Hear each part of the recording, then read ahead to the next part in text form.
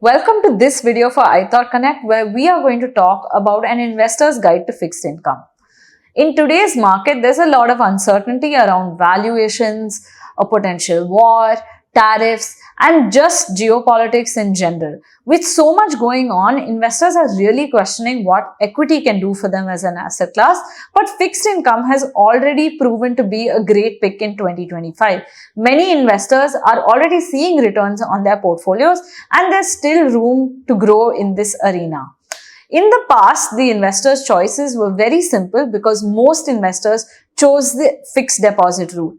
But today, an investor is actually spoiled for choice because you can look at bank FDs, corporate FDs, you can look at bonds, you can look at performing credit through AIFs, or even simple debt mutual funds.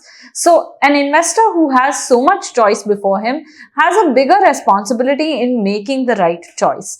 We thought it would be a great time for us to share a simple and effective guide to investing and navigating fixed income investments. This brings us to the first rule, which is to know your goal.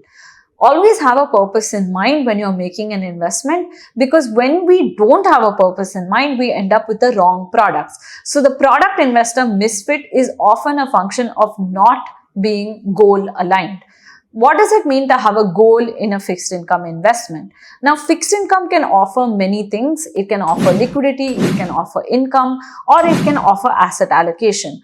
For an investor today, you need to decide which of these goals is your top priority. Which means, are you somebody who's looking at liquidity, meaning you want to enter and exit as and when your goal materializes, and you don't have a fixed investment horizon in mind? This kind of investment could be made for a goal like buying a house, where you might need the liquidity in tranches over a period of time. The second kind of goal that you could have is income. So if you're a retired person, you're looking at having a steady source of income, then you might be looking at income from fixed deposits or from bonds, or even structuring an SWP from your retirement corpus.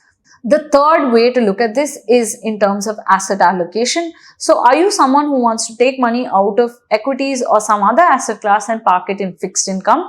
Now, you could be a strategic investor, meaning you have fixed weights that you have in different asset classes, or you could be a tactical investor where you're looking to jump in to fixed income now and jump out when relative valuations across different asset classes seem more in your favor.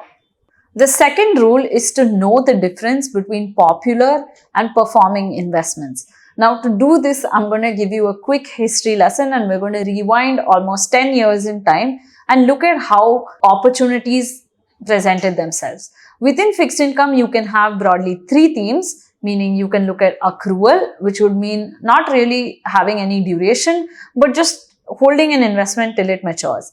The second category is to take a duration call, which means buying longer term bonds, expecting that the bonds would appreciate in value.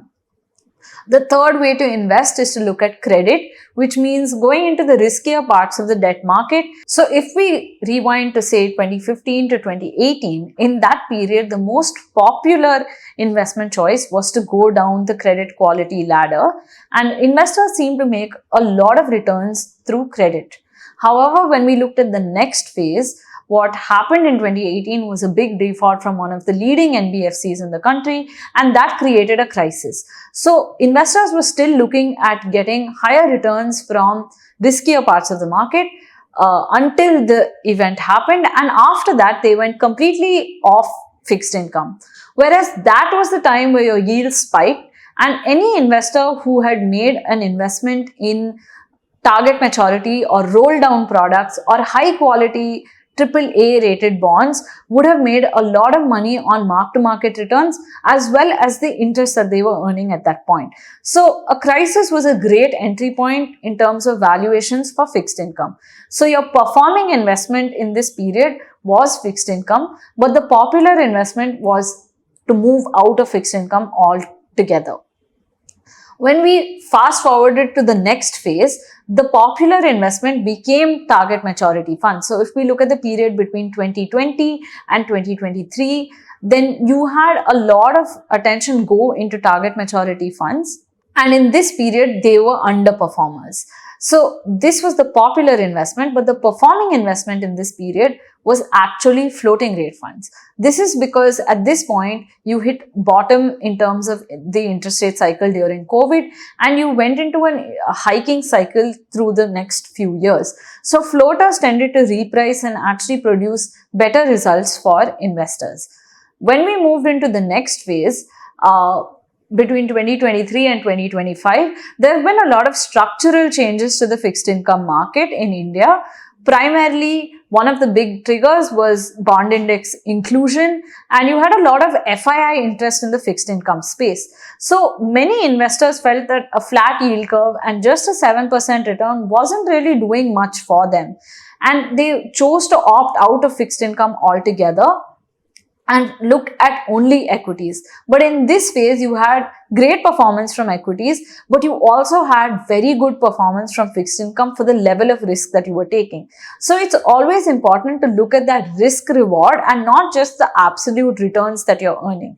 So this could be a leading year for fixed income, and the window to invest is actually closing quite quickly because you've had the RBI deliver successive interest rate cuts, and the transmission of those cuts is already underway. So investors need to be prepared to make these quick decisions because time is of the essence, and there is a way to have low risk, high reward investing at your fingertips today.